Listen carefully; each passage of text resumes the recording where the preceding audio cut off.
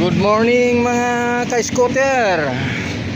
Naya to pasinti dati guys, so diri na ni sa ako sa una. Pero ani jagi patrabaho sa una ang kinira kilid. Kini iya gipapulihan kay nagabok naman tong tubo diri. So gipulihan nato solid. So amo ini karon no balik kay ang nagabok ang chassis na sab, ang min chassis ang sa sentro na. Ang min chassis na niya. Pero daan ko na inigilangan sa una na hapit na sa banimo chassis. So sige siya nag-drive unya ka sa kaida mga bata. Wa gyud kuno siya mailuna kay naguna-una siya sa chassis na ako giingon sa iya na hapit na. So nakakuha na siya kwarta, nakabagat. So ini gibalik niya o tanawa o. Sakto jud na pagbalik niya wa pa mabali.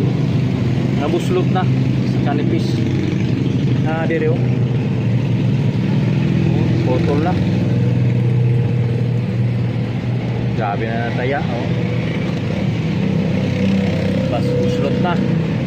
So mo nang wa siya kada drive niya ang kasa niya mga bata o giyang asawa.